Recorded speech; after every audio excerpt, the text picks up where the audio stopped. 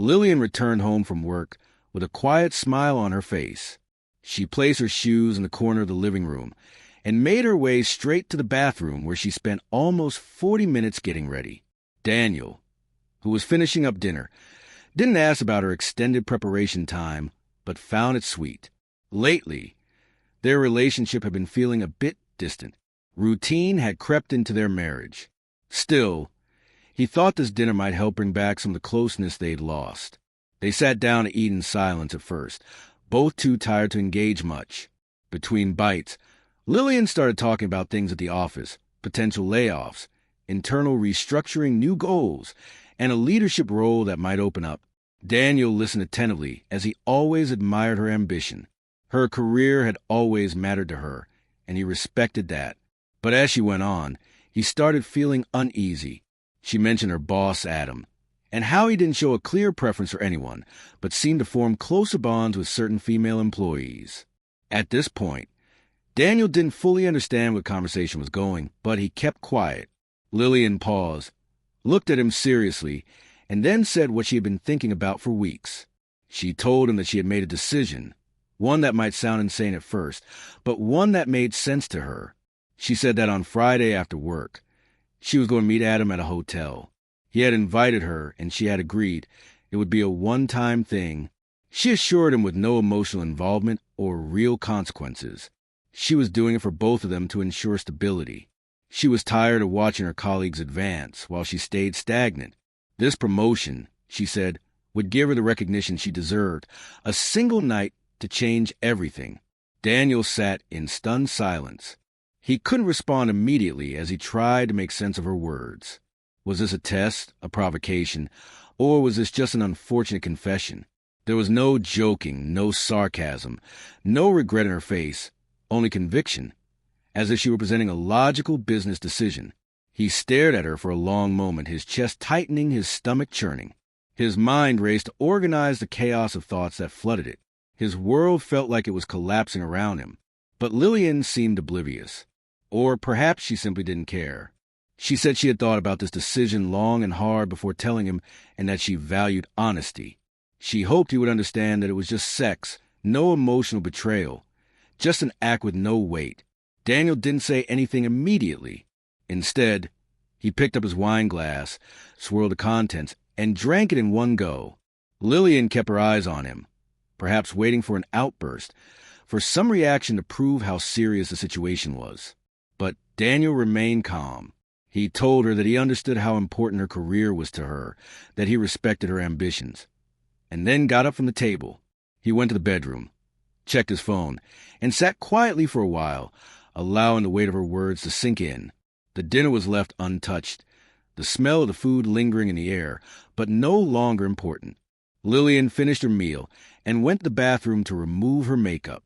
Looking calm, almost relieved, she felt as though she had lifted a burden, believing that in time, Daniel would understand and perhaps even forgive her.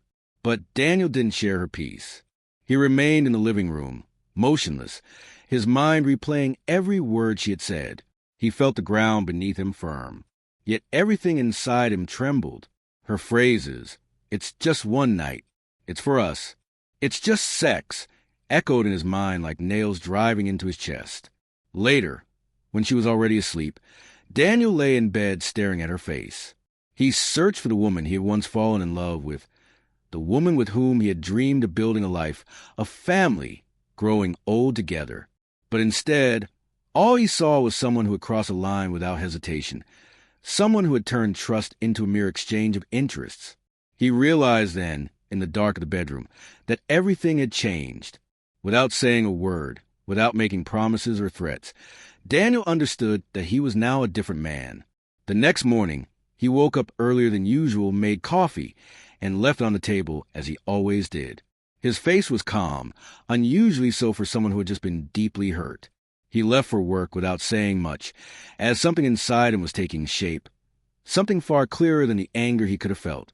It was clarity about what he wanted, what he deserved, and what he would no longer accept. Some betrayals don't require loud arguments. They speak for themselves through their sheer absurdity. And Lillian's betrayal screamed loudly, even in complete silence. A few days later, while Lillian was in the shower, Daniel took her bag, which she had left on the bed. He carefully placed a tiny microphone inside the seam of the side pocket, a small discreet device that would transmit sound directly to an app on his phone. He tested it, confirming that it worked perfectly before returning the bag to its original place. She had left the bedroom before finishing her shower, giving him a quick kiss goodbye and telling him it would be a busy day. He simply smiled and wished her good luck. At 11:28 a.m., Daniel was listening intently as Lillian was on the phone with a friend, casually chatting about weekend plans, laughing and making light-hearted comments. Her voice was calm, and in the background there were sounds of typing, footsteps, and distant voices. Suddenly, Daniel heard a male voice, Adam, her boss. Daniel immediately recognized it and moved closer to her office, exuding his usual confidence. "Got a minute?" he asked, and Lillian responded affirmatively, holding the phone to her shoulder to ask her friend to wait a moment. Adam walked in, closing the door behind him with a noticeable click, and the tone of the conversation shifted. He pulled up a chair and sat next to her, and the sound of their voices became clearer. Lillian was silent for a moment, likely focused on her work, while Adam broke the silence. "Friday night, everything's still set, right?" Lillian confirmed, saying the room was already booked. Adam continued, "I hope you're ready to move up. This will be good for both of us. Relax. It's the office. Anyone could overhear," he added with a laugh. Then came muffled sounds followed by kisses, and a sharp increase in Lillian's breathing. She whispered, "Just kisses, nothing else. If anyone hears, this gets complicated." Adam replied, "Relax. I'm just celebrating early." Daniel could hear more kisses and murmured words, then the sound of a chair being pushed back. The conversation ended with Adam assuring her that the promotion was guaranteed before he walked out. Daniel closed his eyes, controlling his anger. The microphone had caught everything. There were no more doubts. He had proof now. His plan was in motion, but it needed some adjustments. He took a deep breath and dialed a number he had found on Lillian's phone a few days earlier. It belonged to Adam's wife. When she answered, her voice was cold and suspicious. "Hello." Daniel introduced himself, explaining who he was, and asked her to listen carefully because what he had to say concerned both her husband and his wife. There was a brief silence on the other end, but she didn't hang up, so he continued. He told her he had noticed strange behavior from his wife and discovered that she was planning an intimate meeting with Adam. To make sure, he had installed a microphone in her bag. Daniel explained that he had just listened to a conversation between the two at work, confirming their plans for a hotel meeting on Friday night. There was silence on the phone, and then he added, "I have the recording. I can send it to you, but not now. I need you to go there and catch them in the act." Vanessa, Adam's wife, exploded on the line. "In the act?" "Yes. Friday. They're meeting at the Monarch Hotel, room 1407, at 8 p.m. It's already booked under her name. I'll send the details in a text." Vanessa responded angrily, but clearly, "I'm going and I'm filming everything. I'll ruin that idiot and that opportunist. Count on me." Daniel quickly sent the location, the audio files, and all the relevant details: time, reservation, name, floor, everything. On Friday night, Lillian left the house dressed for what she claimed was an important private executive event, saying it was better for her to go alone. Daniel helped her into the car, complimented her, and wished her a good night with a smile. She didn't notice anything unusual. As soon as she left, he grabbed his phone and activated the live transmission from a hidden microphone. He could hear her arrive at the hotel, speak to the receptionist, and take the elevator up. He listened as she walked down the hallway and heard the door to her room open, not long after Adam arrived. His voice was satisfied as he greeted Lillian, commenting that the setting was better than expected. There were more kisses, promises about the night, and talk of her upcoming promotion. Time passed, and soon Daniel heard a loud knock on the door. 3 sharp raps. What they didn't know was that Vanessa had arrived at the Monarch Hotel about 40 minutes earlier. She had checked in and discreetly requested a room on the same floor. She was given room 1406, right next to the room where everything would happen. She locked the door behind her as she prepared to carry out her plan. She closed the door behind her and turned off the lights, letting her phone charge. She sat on the edge of the bed, her heart racing, though her eyes remained focused. Every sound from the next room felt sharp like a blade. She could hear footsteps, muffled voices, some laughter.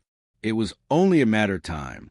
She waited for the moment when they were distracted and least expecting it. Once she sensed that they were confident and off guard, she stood, grabbed her phone, and left the room.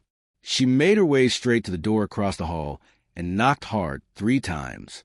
It was time to turn the tables. There was silence before Lillian's tense voice asked, "Who is it?" Adam slowly approached, and when he looked at the peephole, Vanessa shouted, "Open the door, Adam. I know you're in there, and I know who's with you." The door opened. Vanessa walked in with her phone, recording everything. Lillian tried to pull the sheet over her, but Adam stood frozen, uncertain whether to run or try to explain. Vanessa yelled, "Is this your idea of a promotion, Lillian? This is how you earn a position, by sleeping with someone else's boss." Lillian tried to speak, but Vanessa cut her off. "You destroyed my marriage, and now you're about to lose yours, too," she said, pointing her camera at the room, showing the two of them hiding in their shame. Before leaving, Vanessa told Adam not to even think about coming home, then slammed the door without another word. By the time she reached the lobby, she had already sent a video directly to the president's email. No edits, no captions, just the raw, humiliating footage. A few minutes later, Daniel received confirmation. A single message from Vanessa. Mission accomplished. He took off his headphones, closed the app, and remained silent. There was nothing more to say. What had started as a cold, calculated plan was now complete. The scandal was out, and he was ready for the next phase. In the days before the hotel meeting, Daniel had been busy. While Lillian slept, while she talked about meetings and fake gatherings, he had already contacted a divorce lawyer, explaining everything in detail and providing the audio recordings and other evidence. He wanted everything ready to move quickly when the moment came. The divorce papers were printed, the finances were organized, and the lawyer was prepared to file as soon as the plan reached its conclusion. He also spoke with the bank manager, set up a new personal account, and separated their assets, ensuring he had full access. All that was left was the perfect moment. Then came Vanessa's message. Mission accomplished. Daniel took a deep breath and sprang into action. He opened the banking app, transferred all the funds from their joint accounts into his new personal one, canceled Lillian's cards, and blocked her access to the system. Then he changed the code on the smart lock at home. The house that had once been shared was now locked down. He prepared an envelope with the divorce papers, signed and ready for delivery, and placed her bags in the garage with clothes, shoes, and essentials. About an hour later, around 11 p.m., Lillian returned.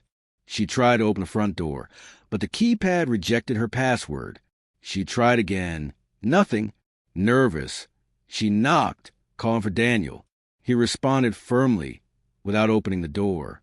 "These are the divorce papers. Your bags are in the garage. Grab them and leave." He slid the envelope under the door. Trembling, she opened it and saw the documents, his signature already on them. It hit her. Then everything had been prepared in advance. She tried to justify herself, saying, "Daniel, I did this for us, for our life." It was an opportunity. He replied coldly, "You did it for yourself, and now you reap what you sowed." She stood there for a moment, eyes watering, heart pounding. Then she walked to the garage, grabbed her bags, and headed her car, unsure where to go. She decided to return to the hotel, hoping Adam might be able to help. When she knocked on the hotel room door, Adam was still there, sitting on the edge of the bed, pale and holding his phone. He opened the door wordlessly. Lillian walked in trembling. "Did they see the video?" she asked. Adam didn't answer immediately. He just looked at her and said, "The CO just called. We're both fired." She sat down on the edge of the bed in silence. Then she asked, "What now? What do we do?" Adam gave a humorless, tired laugh. "There is no we, Lillian. I'll figure out what to do with my life." "You? Well, it's best if you disappear from my sight. You brought nothing but ruin." She begged, "Can I stay here tonight?"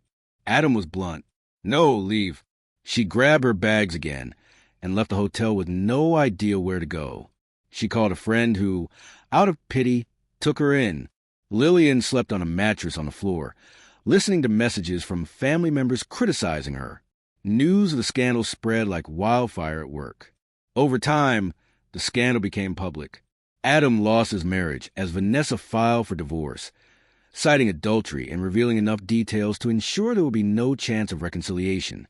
Lillian also officially divorced Daniel, but got nothing. Co-workers chatted in messaging groups, and screenshots and videos circulated on internal forums. Neither Adam nor Lillian managed to find new jobs quickly. Adam, once known for his leadership and results, was now synonymous with betrayal. No company wanted to take the risk of hiring him. Lillian, jobless, homeless, and divorced, ended up depending on the kindness of others. As for Daniel, he never looked back. He knew that those who sowed destruction would eventually find themselves reaping exactly